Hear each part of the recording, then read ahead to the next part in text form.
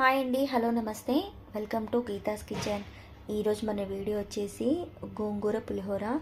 ఈ గోంగూర పులిహోర కోసం ముందుగా స్టవ్ పైన ఒక బాండీ పెట్టేసి అందులో 1.5 స్పూన్ దాకా ఆవాలు, 1 స్పూన్ దాకా మెంతులు, 10-15 దాకా ఎండుమిరపకాయలు, ఈ మూడింటిని బాగా దోరగా వేయించుకొని ఫైన్ మెత్తగా పౌడర్ లాగా చేసుకోవాలి. ఇప్పుడు ఇదే బాండీలో 2 స్పూన్ల దాకా ఆయిల్ వేసుకొని నీట్గా కడిగేసి పెట్టుకున్న పుంటికూరను ఇందులో వేసేసుకోవాలి. ఈ పుంటికూర క్వాంటిటీ వచ్చేసి 3 కట్టలు. ఈ పుంటికూర వేసేసిన తర్వాత ఇందులో ఉన్న వాటర్ అంతా పోయి ఆయిల్ సపరేట్ అయ్యేంత వరకు వేయించుకోవాలి. మంట అనేది కొంచెం మీడియం ఫ్లేమ్లో పెట్టుకుంటే ఒక 5-10 మినిట్స్లో ఈజీగా ఉడికిపోతుంది. ఇది ఇలా కొంచెం జిగుడుగా ఉంటుంది. తర్వాత ఆయిల్ అనేది సపరేట్ అవుతుంది. మరీ ఎక్కువగా జిగురు అనిపిస్తే ఇంకో 1/2 స్పూన్ దాకా ఆయిల్ వేసేసుకొని ఇలా కలిపేసుకోవాలి.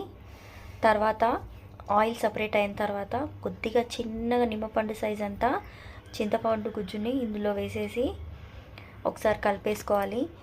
ఈ ఆయిల్ కూడా మొత్తం గోంగూరలో కలిసిపోయేలాగా కలిపేసి కొంచెం చిక్కబడిన తర్వాత ఇందులో రుచికి సరిపడా సాల్ట్, అలాగే 1 స్పూన్ దాకా పసుపు, ఈ రెండింటిని వేసేసి కొంచెం దీన్ని చల్లారనివ్వాలి. తర్వాత ఇందులో మనము దీనికి సరిపడా అంటే 1 కప్పు దాకా రైస్ని ఇందులో వేసేసి బాగా ఈ గోంగూరని కలిసేటట్టు కలిపేసుకోవాలి. ఇది ఇలా కలిపేటప్పుడు రైస్ అనేది కొంచెం మెత్తబడినట్టు అనిపిస్తుంది. బట్ తర్వాత చల్లారిన కొద్దికి రైస్ అనేది పొడిలాడుతూ ఉంటుంది. తర్వాత ఇందాక మనం పొడి చేసి పెట్టుకున్న ఈ పౌడర్ని కూడా ఇందులో వేసేసుకోవాలి. ఇది ఇలా వేసేసుకున్న తర్వాత ఒక 2 మినిట్స్ రైస్ని వేడి చేసుకోవాలి.